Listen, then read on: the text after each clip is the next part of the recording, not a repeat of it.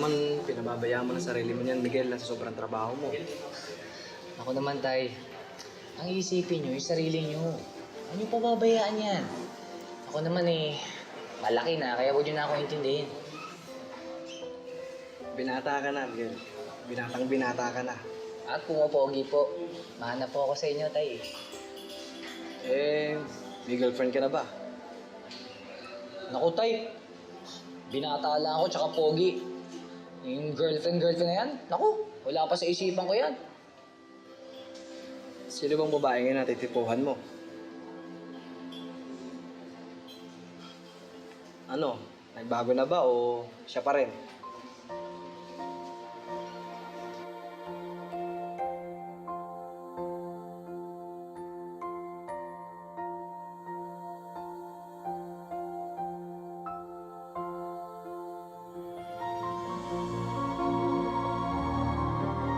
Lina, gumiting kaya, Lina!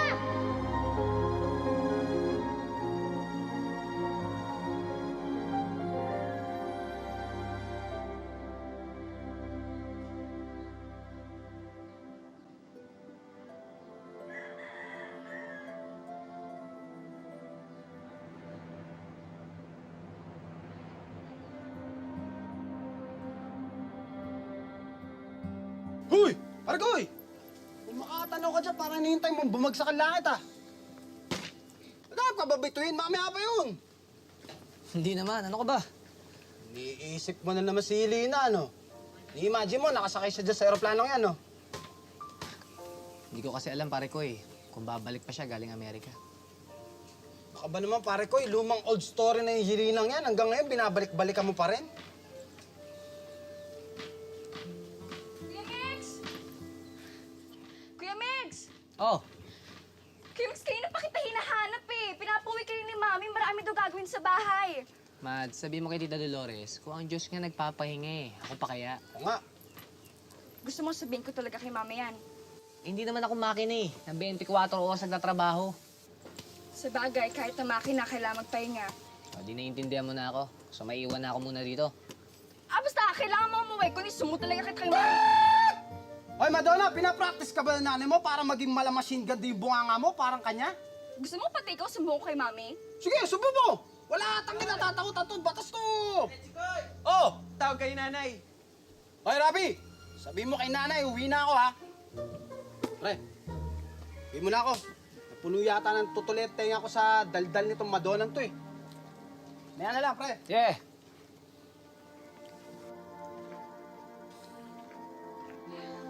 Halika na nga.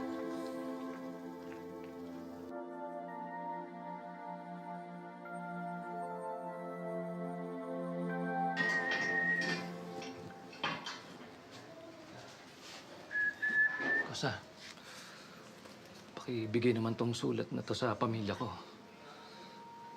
Pakisabi rin sa kanila na mahal ko sila.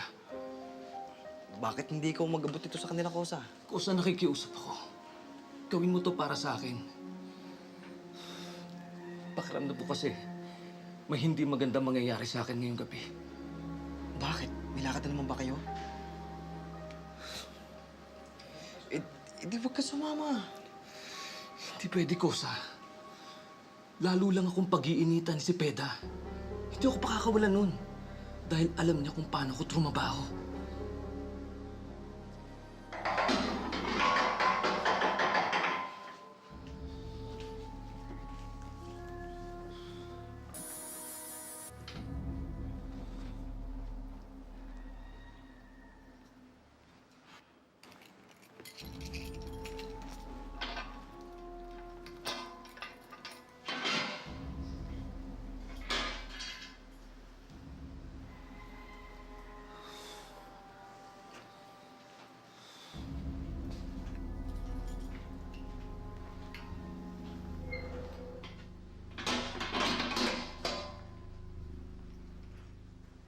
Ito ang itanim ninyo sa kokote ninyo.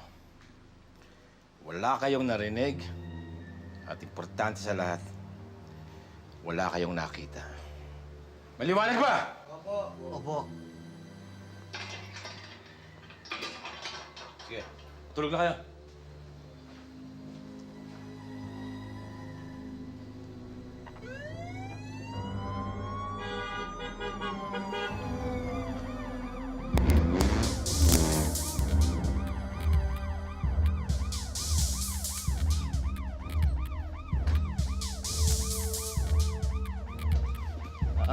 Sir, pwede bang bumaba muna kayo sandali? Hold up to.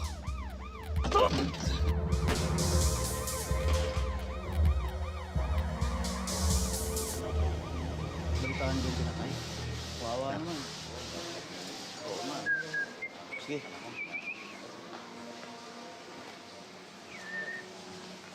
Sasabihin ko sa inyo. Anong nangyayari? Tangkaraw pumuga kagabi si Salding Bagets. Natsyempohan. Nanlaban daw. Ayun, nabaril. Di ba kakusa mo sa selda yon? Hindi mo na malayan? Ibigay naman tong sulat na to sa pamilya ko. Pakiramdam ko kasi may hindi magandang mangyayari sa akin ngayong gabi. Wala kayong narinig, wala kayong nakita.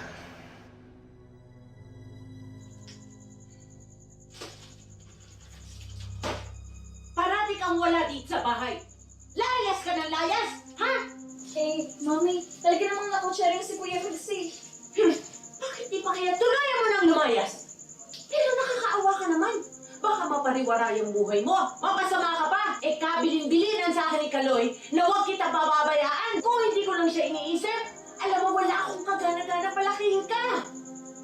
Ang tamad-tamad mo! Pagagawin...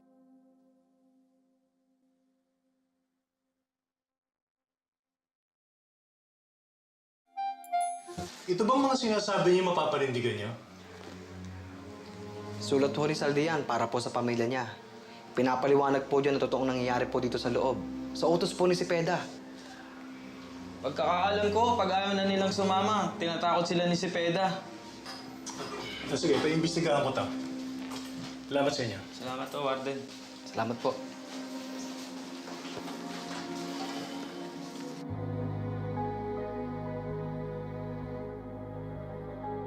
Captain Cepeda, may warrant of arrest kami para sa'yo. Teka, para saan po ba to?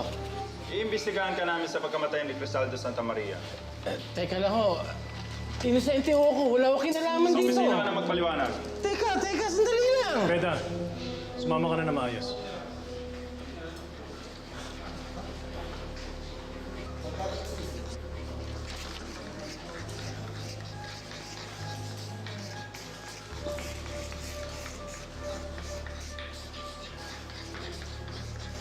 Hindi pa tayo tapos.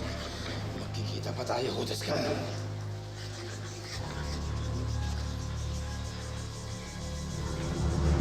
Pagkatapos, edi syempre, ako nagbenta pa rin, di ba? Alam mo naman. Alam mo naman, lahat ng makakayanan kong gagawin ko para sa'yo. Eh, pagkatapos, syempre, mga... Pwede bang maghintay na lang ako outside?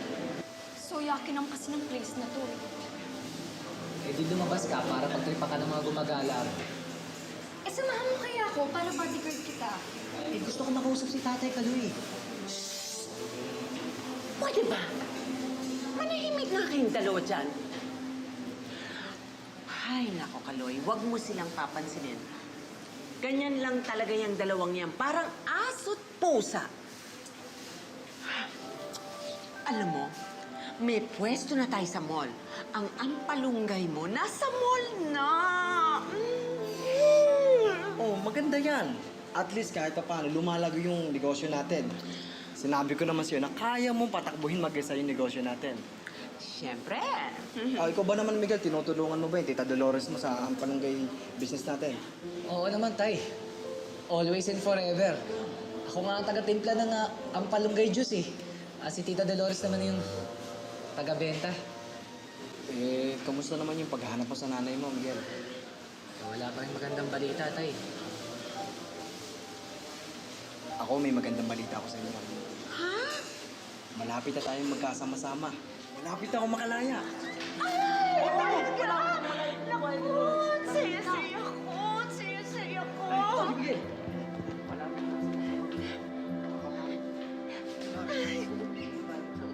Oo. Ako, saya-saya ko.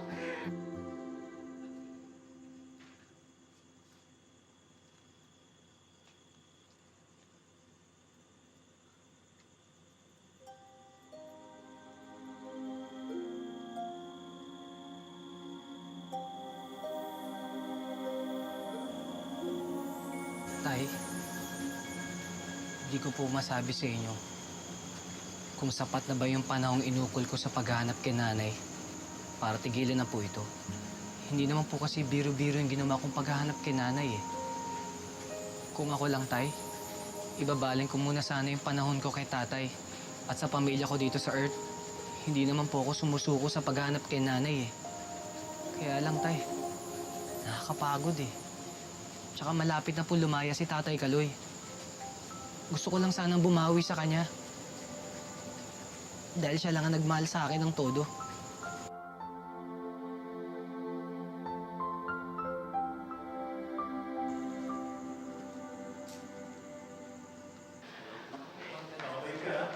Apo. Babalik Oy, ko. punta lang tayo sa labas ah. Dolores! Dolores! Magsasapas. Ay.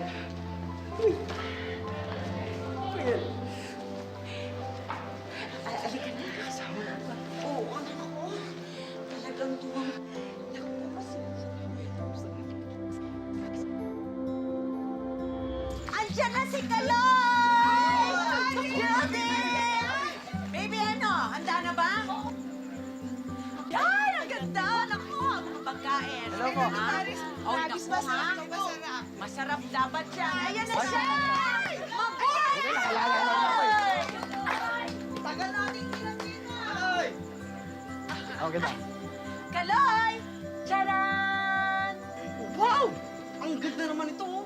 Siyempre, maganda ang asawa kaya dapat maganda rin ang bahay.